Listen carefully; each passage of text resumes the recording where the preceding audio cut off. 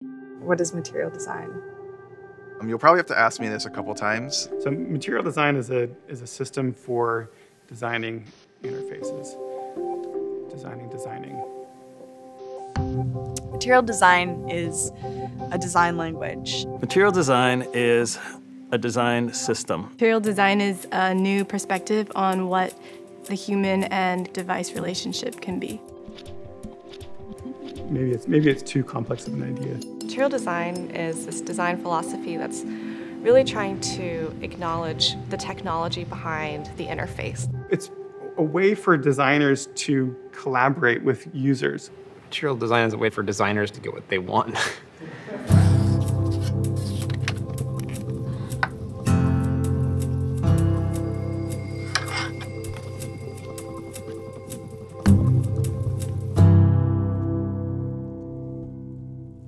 Well, the overarching impetus was really just a bunch of designers wanting to make things better. A lot of this happened organically as designers across the company sought to find ways to collaborate. We realized it wasn't just an Android story or just a Google story, but it could be really a cross-platform design framework story. The current way of doing things was clashing in all kinds of ways because we hadn't been thoughtful about the physics of it. Why don't we take that and run with that a little bit and see if we could figure out, what is this made of? What is the material that our software is made of? John came up with the idea of what he described as quantum paper in order to create these rich, tactile user interfaces. And that idea of it being mostly paper-like, but smart paper, served as a point of view about how your surfaces work and why. There's a very, very clear parallel between the systems of book design and the way that humans also hold and use devices. People use materials in life every day, and we want them to understand software in the same way. When we're thinking about how a digital surface works, think about all the different shortcomings and advantages it has. One of the main things that we run into is that you have this sort of flat plate of glass, which is great because it's easy to move around, but it also prevents you from actually being able to touch the things that you're working with. Inside this device, there is actually a little bit of space. And so we thought, well, let's try and take advantage of that and create a meaningful structure that goes underneath it, almost like the skeleton filling out this body from the inside out. Material design early on was almost like we were going out and trying experiments. Yeah, it was totally an experiment. Everyone kind of sat next to each other in a room, working on all the different aspects and components together. Kind of riffing off of each other. It's one thing to play by yourself, it's another thing to play in a group where you're improvising real time. I think a lot of us are used to working more practically. This was the first time where we were being pushed and told, don't worry about that, let's just see what happens now. Yeah, so this is something that we've done a few times. We've set up these light rigs to understand how the shadows work. The depth cues that come from the shadows really made us think more deeply about how do we communicate surface.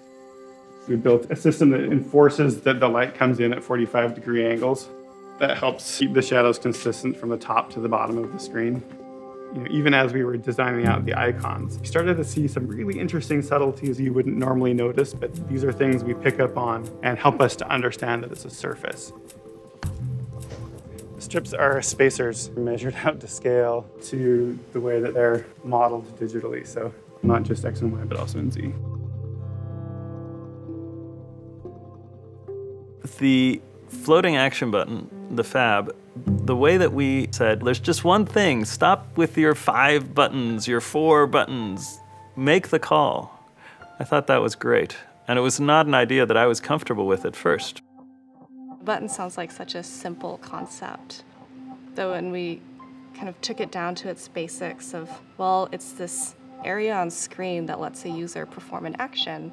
It's this very concentrated thing that should make the user feel powerful and like they're able to complete something.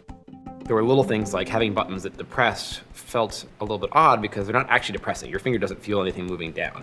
And in fact, this millimeter layer of glass between you and the actual image means that you're not even getting to it in the first place. So instead we reversed it. So we had buttons that lifted up when you touched them. So it was more of a magnetic attraction of your finger. There's a logic to it, but also a magic in it. Past the motion, there was the graphic design aspect. the boldness, the typography, the imagery, those were all intended to give the system a bit more robustness. You wanted people to feel comfortable with it, but we wanted it to feel very well designed. We created this color spectrum around picking sort of a primary color and then using an accent color, creating this really simplified and easy to use system while being very definitive. Someone who never took a color theory class could create a combination of colors within their product that felt harmonious. I design fonts, and one of the things that I really like about that is the font doesn't come to life until another person uses it. And we really see Roboto as a living typeface that, as needs change and as we introduce new form factors, as we need it to do more things, we can continue to revise it, continue to update it. I think a challenge for material design will actually be the designer's tool set having to evolve as fast as technologies and the platforms evolve.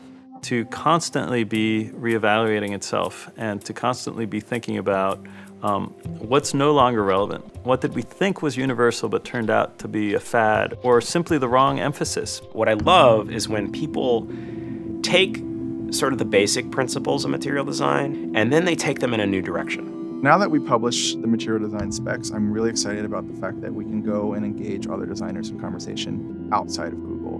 One of the things I wanted for third parties was for them to take this foundation and build greater design upon it. The same is true for us internally. I don't want to be looking 4 years down the road, 10 years down the road and saying, well, material design, all those ideas, those frameworks, they're over. The principles behind them, I think, should be timeless. And maybe we don't have them right yet, but I believe we'll get there.